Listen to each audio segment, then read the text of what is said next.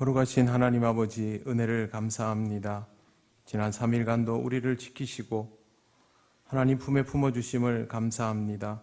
하나님 불러주셔서 이 시간 나왔습니다. 우리의 모든 것들을 다 내려놓고 오직 하나님께 집중하는 이 시간이 되게 하여 주옵소서. 우리의 믿음은 너무도 작고 약하여 이 시대를 살아가기에 많이 부족하오니 하나님 이 시간 주시는 말씀을 통하여 우리의 믿음이 다시 견고해지게 하시고 그 믿음 위에 하나님께서 세우기를 원하시는 아름다운 덕을 세워나가는 귀한 믿음의 자녀들이 되게 하여 주옵소서. 코로나로 인하여 많은 이들이 어려움을 겪고 있습니다. 경제적인 어려움도 많이 있으며 전쟁의 참화도 있습니다. 하나님 아버지, 우리 스스로 자초한 너무도 많은 것들로 인하여 우리 자신이 힘들어하는 이 안타까운 모습을 불쌍히 여기시고 하나님께 뜻을 구하고 하나님의 뜻을 들으며 하나님께서 맡겨주신 숙제를 하나하나 풀어가는 우리들 되게 하여 주시옵소서. 아버지 하나님, 우리 동행교회 모든 성도들을 지키시고 영육간에 강건하게 하여 주시기를 원합니다. 무엇보다도 시험에 들거나 실족함이 없이 믿음으로 살아갈 수 있도록 인도하여 주시고 항상 하나님 나라를 소망하며 살아가게 하옵소서. 이 시간을 통하여 한 마음으로 하나님께 기도 올리며 하나님의 뜻을 배우며 하나님 앞으로 나아가기를 원합니다. 성령님, 우리를 인도하여 주옵소서. 예수님 이름으로 기도드립니다. 아멘. 하나님 말씀 민수기 11장, 오늘은 1절에서 9절까지를 보겠습니다. 구약성경 212쪽입니다.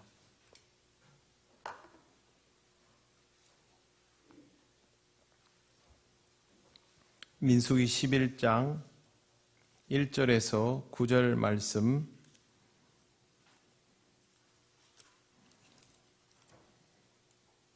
한 절씩 교독하겠습니다.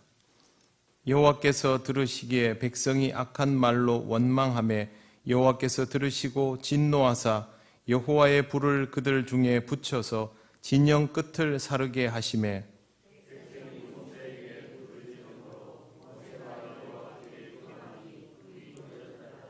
그곳 이름을 다베라라 불렀으니 이는 여호와의 불이 그들 중에 붙은 까닭이었더라.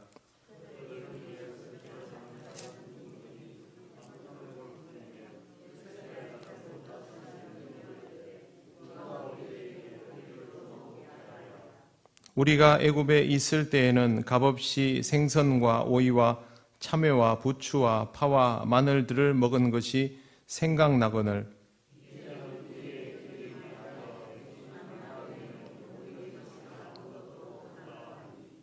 만나는 가시와 같고 모양은 진주와 같은 것이라.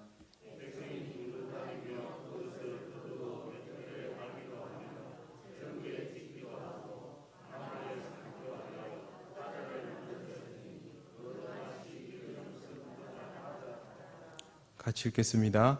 밤에 이슬이 진영에 내릴 때에 만나도 함께 내렸더라. 아멘. 네, 먼저 옆에 분들 인사 나누시겠습니다. 네, 반갑습니다. 오늘 교회당에 오시니까 뭐가 많이 바뀌었죠?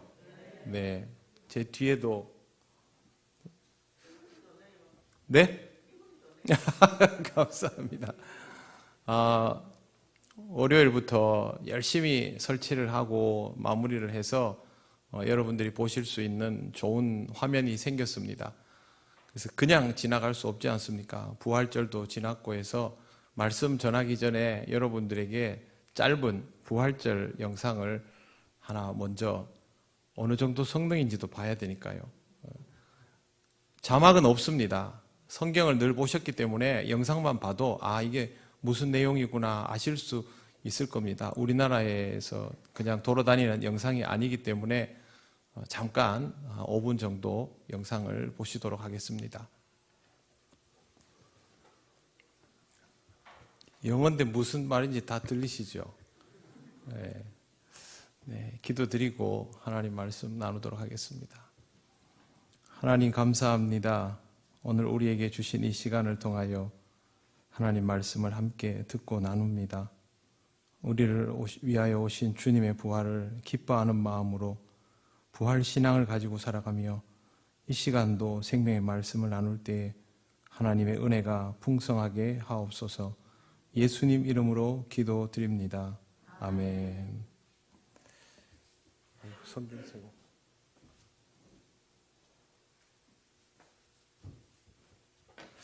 사실 금요기도회 때는 십자가 순환에 대한 영상을 같이 보고 기도를 드렸습니다. 근데 찾다 보니까 이 부활주일 영상이 있어서 마침 좋은 화면도 있고 해서 여러분들과 함께 나누었습니다. 오늘은 역경과 원망에 관한 내용입니다. 가나안 땅을 향하여 가는 중에 리더들을 세우는 일이 필요해졌습니다. 여러 가지 일들이 일어날 수 있는데 그 일들에 대하여 대비를 하려면 모세 혼자서 이렇게 많은 사람들을 다 살필 수는 없습니다. 결국에는 세세하게 나누어진 지도자들이 필요하였고 그렇게 될 수밖에 없다라는 것을 오늘 우리가 읽은 말씀 속에서 찾아볼 수 있습니다. 제일 먼저 1절에 보시면 여호와께서 들으시기에 백성이 악한 말로 원망하매 그렇게 되어 있습니다. 이 구절을 영어 성경은 번역을 이렇게 합니다. 그런데 그 백성이 여호와의 들으시기에 역경을 원망하는 자들처럼 되었다입니다. 우리말 성경에 악한 말로라고 번역된 부분이 실제로는 죄악이나 곤고함이나 환난 같은 의미로도 사용이 되었습니다. 이걸 다른 성경은 그냥이 아니라 역경 때문에 원망했다라고 번역을 한 것입니다. 실제 문맥상으로도 역경 때문에 원망했다로 해석하는 것이 자연스럽습니다. 역경은 사람으로 하여금 불평하고 원망하게 만드는 조건임에 틀림이 없습니다. 사람은 힘들면 얼굴을 찡그리고 불평하게 됩니다. 이건 일반적인 사람들에게서는 당연한 것인데, 그런데 오늘 말씀을 보면 하나님께서 진노하셨다라고 되어 있습니다. 세상에서는 화내고 찡그리는 것이 하나도 놀라운 일이 아닌데 왜 하나님은 이렇게 진노하실까요? 힘들면 힘들다 하고 그러다 보면 불평할 수 있는 거 아닙니까? 하나님이 진노하시는 이유는 이 불평이 하나님에 대한 불신을 뜻하기 때문입니다. 하나님의 인도하심은 우리가 다 헤아릴 수가 없습니다. 그래서 살아가다 보면 힘들고 어려운 순간이 분명히 옵니다. 지나고 보면 그때 참 고비였지라고 말하지만 사실 그 고비의 중간에 있을 때는 여기가 끝이다라는 생각을 하게 되죠. 그냥 조금 지나면 괜찮아질 거야 라는 생각을 하기가 정말 어렵습니다. 역경이라는 것은 그렇습니다. 하지만 하나님을 믿는 사람은 한계라고 여겨지는 어려운 순간도 견디어 나갈 수 있어야 합니다. 왜 그러냐 하면 믿음 때문이죠. 하나님의 인도하심은 과정의 어려움, 환난과 시험을 동반하고 있을 수 있지만 궁극적으로는 우리를 선하고 복된 길로 인도하시는 것이기 때문에 하나님을 의심하지 않는다면 지금 어렵고 힘들더라도 이것 때문에 이젠 안 된다, 못하겠다, 끝이다 라고 반응해서는 안 된다는 뜻입니다. 이것이 하나님께서 늘 알려주시는 부분이었는데 지금 이스라엘은 그 부분을 잃어버리고 있는 것이죠. 그리스도인의 원망은 단순한 불평이 아니라 하나님에 대한 불신이 될 수 있다라는 것을 꼭 기억을 하시기를 바랍니다. 살다 보면 이렇게 반응할 때가 있습니다. 힘들다. 일이 참 어렵네. 어려운 일이 계속되네.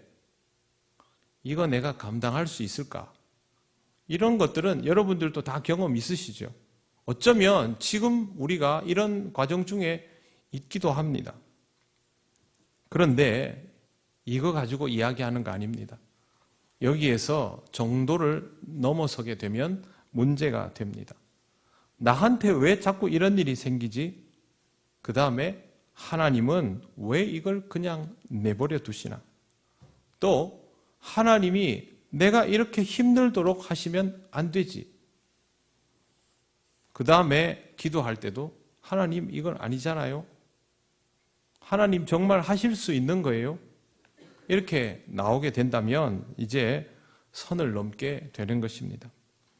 계속 불평을 하다 보면 원망이 나오고 그 다음에는 원망의 대상을 찾게 되어 있습니다.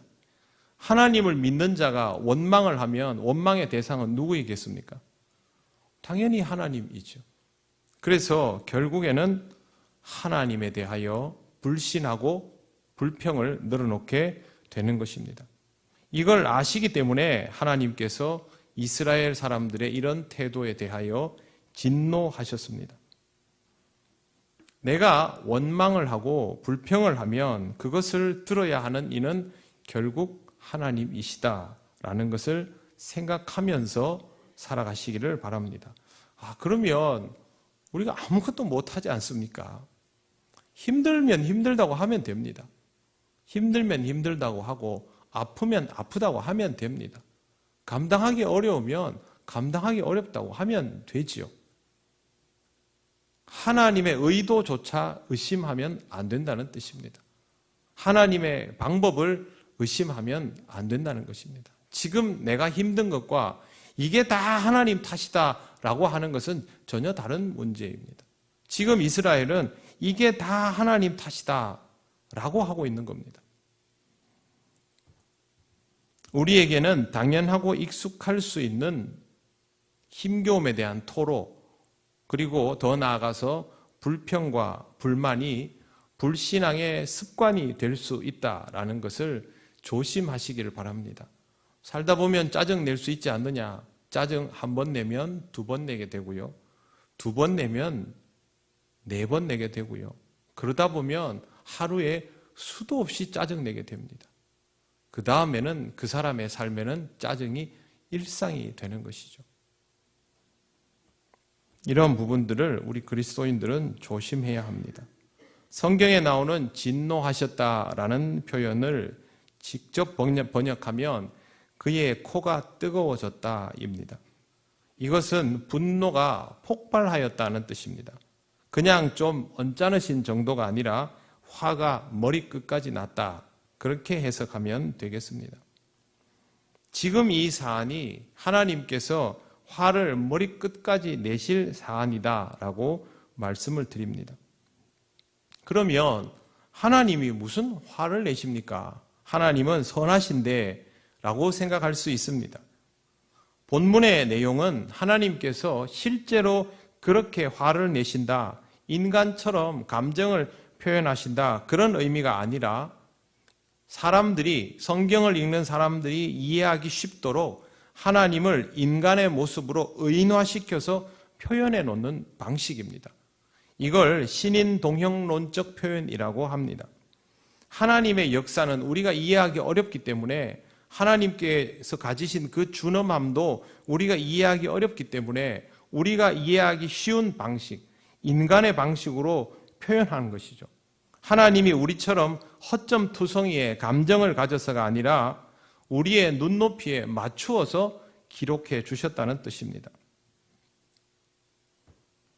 이것은 불신의 문제이기 때문에 심각한 잘못인데 이것에 대해서 하나님이 매우 엄중하시다, 그렇게 받아들이면 될 것입니다. 그 다음에 보시면 진 끝을 불사르다라는 표현이 나옵니다.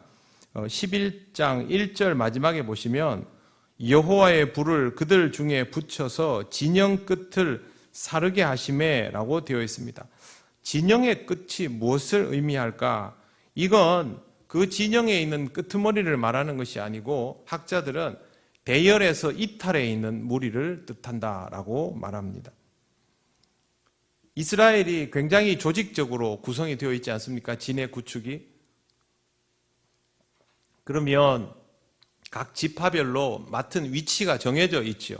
그리고 그 안에서 레위인들 같으면 안에 있는 기물들이나 성막에 장비들이나 이런 것들을 일일이 다 맞도록 분업이 되어 있지 않습니까?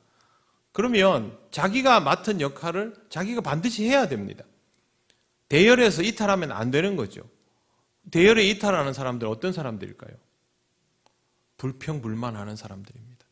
이스라엘이 하나님 앞에서 일사불란하게 움직이면서 하나님께서 원하시는 길로 갈 때 각각 자기의 역할을 하면서 가야 하는데 이 대열에 속하여 있지 않고 뒤로 빠지고 처져서 불평불만을 하는 사람들, 그 사람들이 자기들끼리 모여서 투덜거림을 확장시켜 나가는 것, 그걸 바로 의미합니다. 진영의 끝이라는 말은 바로 그런 뜻입니다. 하나님은 이 대열의 진행에 동조하지 않고 하나님께서 이 백성을 이끌어 가시는 것에 찬성하지 않고 불평과 불만을 터뜨리면서 대열에서 이탈해서 뒤늦게 따라오는 이 사람들을 불살라 버린 것입니다. 굉장히 무서운 내용이죠.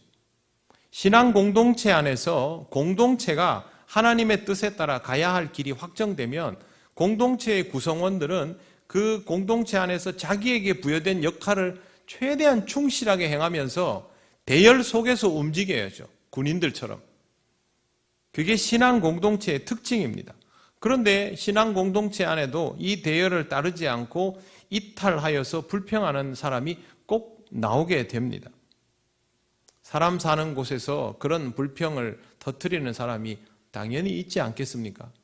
그러나 신앙 공동체는 이런 대열에서 이탈하는 사람들이 굉장히 위험하다. 그렇게 보아야 합니다. 그 무리가 하나님 뜻에 맞추기 위해서 공동체가 잘못된 길을 가니까 올바른 길을 가야 합니다라고 종교개혁 하듯이, 그렇다면 이건 별개의 문제겠죠. 그들의 이탈에 대해서 하나님이 엄중히 보시고 잘못된 것이 아니다 하면 하나님이 그 손을 들어주시겠지만, 지금 하나님께서 모세라는 영적 지도자를 통하여 이 민족을 일사불란하게 움직일 수 있도록 훈련시키고 지금 약속의 땅으로 가고 있지 않습니까? 그런데 이 대열에서 이탈하여 불평과 불만을 늘어놓는다면 그것은 하나님의 응징의 대상입니다. 신앙생활을 하다가 불평이 나올 수 있습니다. 마음에 들지 않을 수 있습니다. 우리 교회가 가는 길이 마음에 들지 않는다. 그러면 하나님의 말씀을 읽고 하나님 앞에 열심히 기도해야 됩니다. 과연 무엇이 맞는지. 하나님, 우리 교회가 가는 길이 옳습니까? 아니면 제가 말씀을 읽고 기도하는 가운데 보면 우리 교회가 가는 길은 이 길이 아닌 것 같은데, 그러면 하나님께 기도하면서 계속 물어야죠. 기도하지도 않으면서, 말씀을 읽지도 않으면서, 자기 자신이 하나님 앞에 엎드리지 않으면서, 공동체가 가는 그 길보다 더 헌신적인 마음으로 하나님의 일을 하려는 그런 의지도 없으면서 그냥 이 공동체가 가는 것이 마음에 들지 않는다고 하면서 따로 무리를 지어서 수군거리며 불평불만을 터뜨린다면 그건 오늘 성경 말씀에 나오는 진영의 끄트머리에 있는 사람들과 똑같습니다. 하나님은 이것을 굉장히 엄중하게 보십니다. 신약 성경에서 신앙 공동체, 교회를 무엇이라고 표현합니까? 주님의 몸이라고 하죠. 주님과 일체감이 있어야 하는 것이 신앙 공동체의 특징인데, 이 몸의 지체들이 머리 대신 그리스도를 따르지 않고 각기 다른 방향으로 움직이면서 조직을 와해시켜 나간다면 그건 하나님에 대하여 정면 대적하는 것이 됩니다. 당을 짓는 것이 위험한 이유가 바로 여기에 있습니다. 신앙적으로는 절대 하지 말아야 할 일입니다. 그러니 우리는 그리스도인이 된 그 순간부터 신앙 공동체 안에 잘 속하여 있도록 그렇게 해야 하고, 공동체가 건강한 방향으로 나아갈 수 있도록 내게 맡겨진 역할들을 최선을 다해서 감당해 나가야 합니다. 여러분, 교회가 건강하게 가기를 원하면 교회 안에서 내게 주어진 역할을 감당해야 됩니다. 내가 이 교회인데, 내가 이 교회의 구성원인데 나는 내게 맡겨진 역할들을 하지도 않으면서 교회가 뭐가 문제네, 저거는 뭐가 안 되네, 이건 이래서 안 되네, 그거는요, 내가 이 교회가 아니다라는 말을 하는 것과 똑같습니다. 나도 이 교회이고요. 우리도 이 교회입니다. 그렇기 때문에 내가 이 교회에 대해서 무언가를 말하려면 먼저 내 역할부터 해야 합니다. 대열에서 이탈하지 말고 내게 주어진 일들을 감당함에 있어서 그럼에도 불구하고 문제가 생긴다면 그 문제를 나의 문제로 받아들이고 함께 풀어나가야 되겠죠. 만약에 모세가 잘못하고 아론이 잘못하고 미리암이 잘못한다면 나는 내 역할을 감당하면서 모세와 아론과 미리암에게 말할 수 있지 않습니까? 그런데 이 어려운 광야길을 가면서 대열에서 이탈하고 계속 뒤에서 투달투달거리기만 하면 똑같이 경험이 하나도 없는 이 무리는 어떻게 되겠습니까? 그래서 하나님은 신앙의 공동체성, 공동체 생활을 이토록 중요하게 여기시고 굉장히 엄중하게 다루시고 있다라는 것을 우리는 잘 기억해야 합니다. 교회는 바로 그런 특징을 가지고 있습니다. 여호와께서 정말로 진영의 끝을 불살라 버렸습니다. 그리고 사람들은 충격에 빠졌습니다. 원망을 한다고 해서 불평을 좀 늘어놓고 대열에서 이탈한다고 해서 정말 이렇게 불살라 버릴 줄은 몰랐던 것입니다. 그때 백성은 모세에게 부르짖었습니다. 여기에서 사용되는 부르짖었다라는 말은 소리 질러서 도움을 호소했다는 뜻입니다. 모세한테 막 소리를 지른 거죠. 하나님께 이거 불 꺼달라고 해달라고. 제발 이거 멈추도록 하나님께 구해달라고. 그렇게 했던 것입니다. 불이 그때까지 꺼지지 않았던 것입니다. 불이 꺼지지 않고 있으면 어떤 마음이 들까요? 나도 같이 타는 거 아닌가? 저 불이 번지는 거 아닌가? 누구나 불평을 해보았을 것입니다. 누구나 지금의 상황에 대해서 만족스럽지 않다는 생각을 했을 겁니다. 누구나 나쁜 마음을 품고 죄를 지어보지 않습니까? 이스라엘 백성도 그랬을 것입니다. 저 자리가 내 자리가 될 수 있다라는 생각을 했을 겁니다. 그러니 빨리 불을 꺼달라고 했던 것이죠. 그런데 이 불은 하나님만 멈출 수 있습니다. 모세에게 호소해도 모세가 바로 끌 수 있는 게 아닙니다. 여러분, 출애굽의 역사 속에서 모세가 마음대로 할 수 있는 일이 있었습니까? 모세가 임의로 해도 되는 일이 있었습니까? 없습니다. 하나님이 허락하신 것만 할 수 있습니다. 왜? 이스라엘 백성도 훈련받고 모세도 훈련받고 있었기 때문입니다. 모든 것은 하나님이 주도하십니다. 우리의 삶 속에 일어나는 모든 일들은 하나님이 주도하십니다. 그러니 움직이고 멈추는 것도 하나님만 하실 수 있습니다. 두려움이 있다면, 하나님에 대하여 그런 마음이 든다면, 내가 살아온 삶에 대해서 하나님 앞에 내어놓기조차 두렵다면 더욱 하나님 앞에서 겸손히 행하시기를 바랍니다.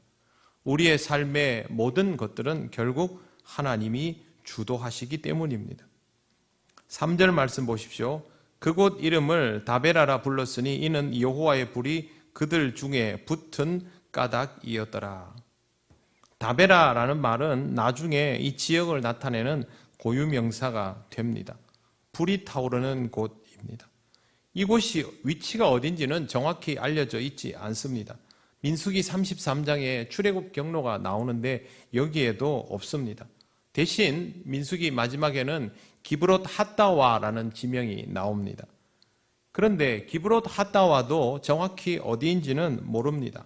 다만 추정하건대 시내산에서 나와서 다베라로, 다베라에서 기브롯 핫다와로 이렇게 이동했던 것으로 보입니다. 전부 불평하는 자리들입니다. 시내산이라는 이스라엘 사람들에게는 제법 익숙하여진, 그리고 많이 이동하지 않고 오랜 기간 동안 좀 머물러 있었지 않습니까?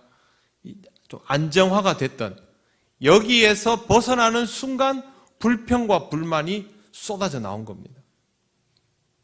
그래서 다베라와 기브롯 핫다와는 기억해 두어야 할 지명이 되는 겁니다. 아무것도 하지 않을 때는 하나님께 불평불만할 것도 별로 없었습니다. 그냥 탈출했던 것이 좋았고 편안하게 있을 수 있어서 좋았습니다. 이동을 하기 시작하면서부터 힘들어지니까 불평과 불만이 나옵니다. 하나님의 명령을 따르는 일이 쉬울 리 있습니까? 하나님으로부터 훈련받는 것이 쉬울 리 없습니다. 그래서 불평불만이 나온 겁니다. 하지만 하나님은 불평과 불만을 그냥 내버려 두시지 않습니다. 굉장히 강경하게 대하신다라는 것을 우리는 그동안도 보아왔고 앞으로도 보게 될 것입니다. 하나님께서 이렇게 하시는 이유는 이 과정들을 통하여 이스라엘이 성숙한 신앙 공동체로 거듭나야 하기 때문에 그렇습니다. 하나님이 왜 우리에게 어려운 시간을 주실까? 시련과 연단을 주실까? 숙제를 주실까? 이런 이유들은 똑같습니다. 하나님이 우리를 영적으로 성장하게 하시려고 관심입니다. 자식이 부모한테 혼나는 이유가 뭡니까? 자식이라서 혼나는 거 아닙니까? 어릴 때 말 안 듣고 말썽 부리다가 집에 오면 꼭 혼내시면서 하시는 말씀. 네가 내 아들이 아니면 내가 너한테 뭐라 할 일도 없다. 이겁니다. 우리가 하나님의 자녀가 아니면 혼날 일도 없지요. 그냥 내버려 뒀다가 지옥 가면 그만이죠. 우리를 키워서 하나님의 백성으로, 하나님의 군사로, 하나님 나라를 일구어가는 사람으로, 종으로 써야 하기 때문에 그렇게 하는 것이죠. 하나님이 이스라엘을 쓰기 위하여 연단하신 것입니다. 그러니 우리의 삶 속에 이런 구간들은 생길 수밖에 없다라는 것을 알고 있어야 합니다. 저와 여러분은 이미 알고 있습니다. 이제 4절을 보십시오. 그들 중에 섞여 사는 다른 인종들이 탐욕을 품음에 이스라엘 자손도 다시 울며 이르되 누가 우리에게 고기를 주어 먹게 하랴. 그들 중에 섞여 사는 이게 도대체 누구일까요? 일부 번역본에서 이 표현은 오합지졸의 무리, 불평불만의 무리 이렇게 표현되기도 합니다. 또 다른 추측은 이스라엘이 출애굽할 때 따라왔던 이제 일종의 소수민족인 셈이죠. 다른 민족. 그리고 또 하나는 모계만, 어머니의 혈통만 이스라엘인 사람. 그런 사람도 이 사람들일 수 있다라고 말합니다. 출애굽기 12장 38절에 중다한 잡족이라는 표현이 나오는데요. 이 표현은 이스라엘 백성과 혈통이 다른 사람들이라기보다는 힘들고 어려운 일이 생기면 언제나 함께 모여서 부정적인 여론을 형성시키는 이른바 불만 세력, 그렇게 학자들은 보기도 합니다. 좀 전에 말씀드린 것처럼 공동체 안에서 불만 세력은 늘 문제를 야기시킵니다. 원문에 보면요, 여기 보시면 4절에 이렇게 되어 있죠. 탐욕을 품음에 라고 되어 있지 않습니까? 그런데 이걸 그대로 번역하면요, 그들이 욕심을 탐내었다, 이런 뜻이 됩니다. 욕심을 탐내었다. 이미 욕심이라는 것이 있는데요, 거기에 탐을 더 내는 것입니다. 이 말은 의도적으로 욕심을 더욱 품었다라는 뜻입니다. 그냥 어떤 결핍에 의해서 욕구가 생기는 정도가 아니라 의도적으로 욕구를 스스로 키워나갔다라는 말입니다. 그래서 욕심에 해당되는 단어 2개를 붙여서 그들이 욕심을 탐냈다라고 기록해 놓은 겁니다. 본문에는 고기가 나옵니다. 그렇다면 먹는 것에 관계된 것이다 라고 이해할 수 있죠. 고기가 먹고 싶다, 바램입니다. 고기를 먹을 수 없는데 고기가 그래도 먹고 싶다, 바램입니다. 그런데 고기를 먹어야만 한다, 욕구가 커지는 것이죠. 나한테는 고기가 꼭 필요하다. 그 다음에 다른 사람들 보고 너도 고기가 꼭 필요하지 않느냐? 우리는 고기를 먹어야 되지 않느냐? 고기 안 먹으면 우린 죽는다.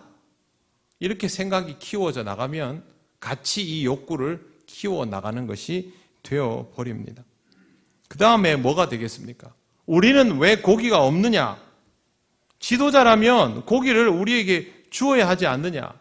왜 우리가 여기까지 와서 이 고생을 하나?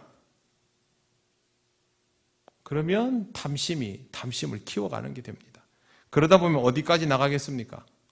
하나님은 왜 우리를 여기에 데리고 와서 고기도 못 먹게 하느냐? 오늘 읽은 성경 말씀에 나오지요. 이집트에서 먹었던 것들, 자기들이 맛있다고 생각했던 것들 쭉 나오지 않습니까?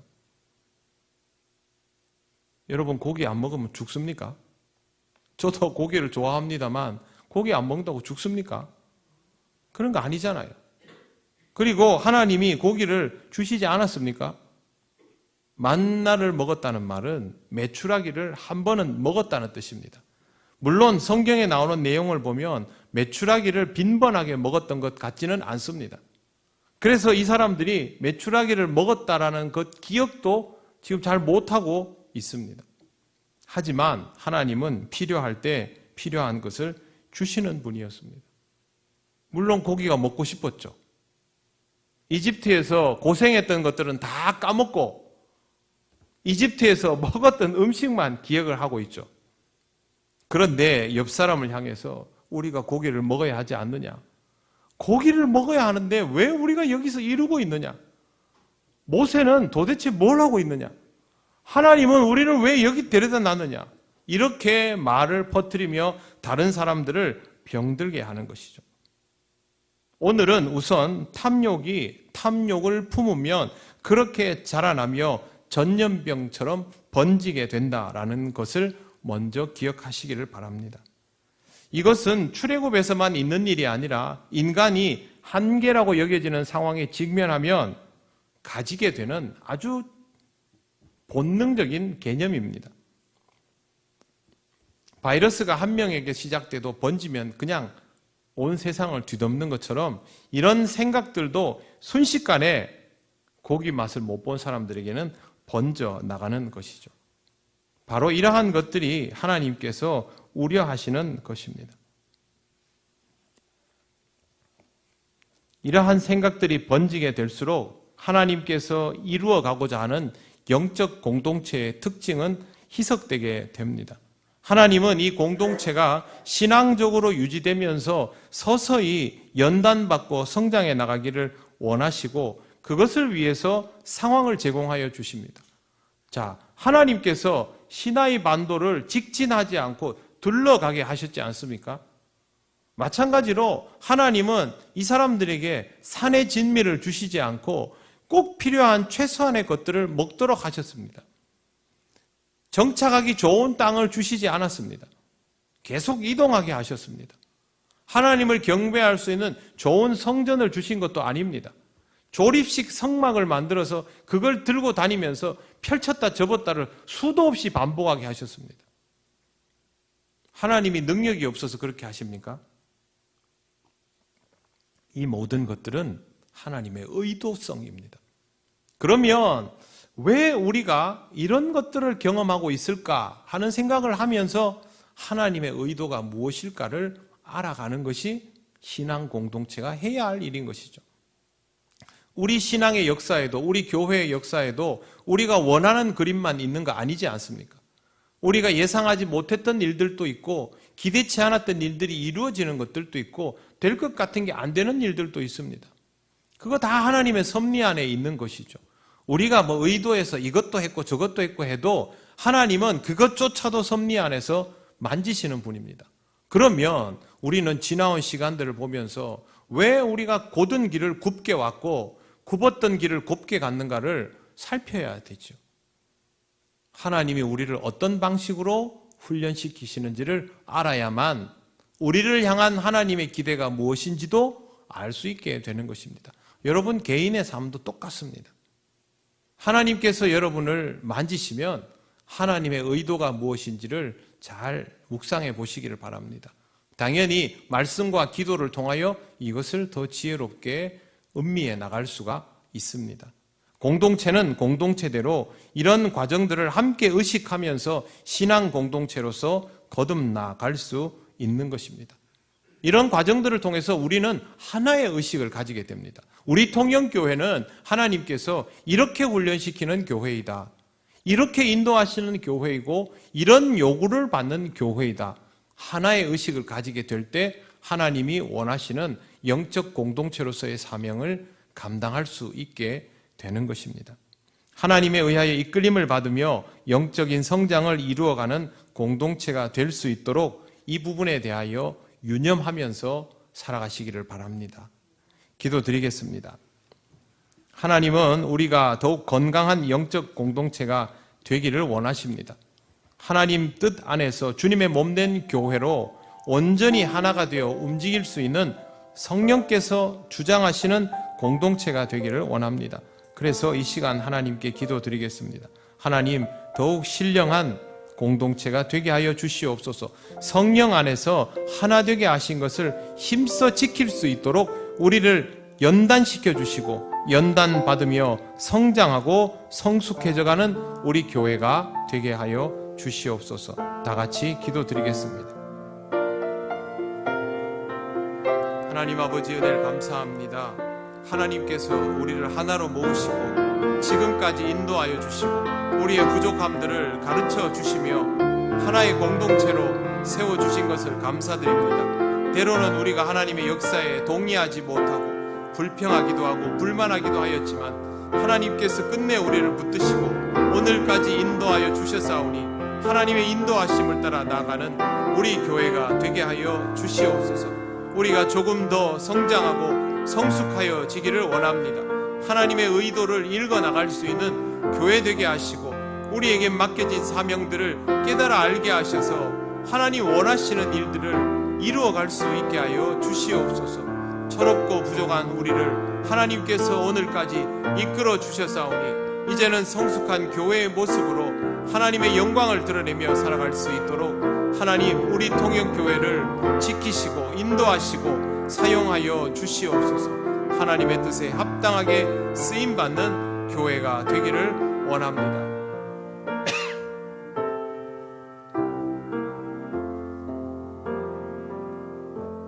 하나님 감사합니다. 아무것도 모르는 우리를 모아서 이렇게 하나를 만들어 주시고 오랜 연단의 시간을 통하여 주님의 몸된 교회임을 함께 느끼게 하시니 감사합니다.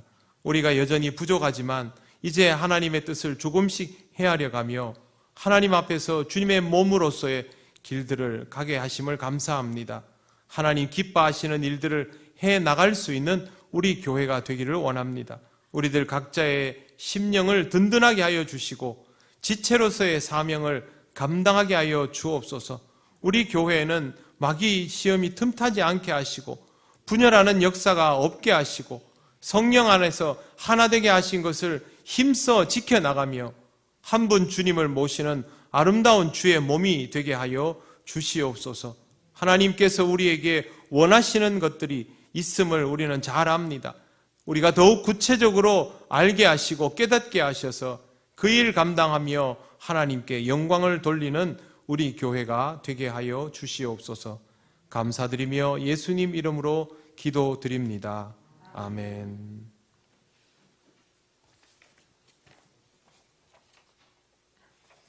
네, 교회 소식 전하겠습니다. 다음 주일 2부 예배 후에 정기 당회로 모입니다. 내일 131회 진주 남노회 정기노회가 오후 1시에 고성교회에서 있습니다. 목사 총대는 김진성, 김민철 목사, 장로 총대는 김승도, 김부종, 이명열 장로입니다. 네, 노회를 위해서 기도해 주시기를 바랍니다. 다른 광고는 주보를 참조해 주시기 바랍니다. 이제 주님께서 가르치신 기도를 올려드립니다.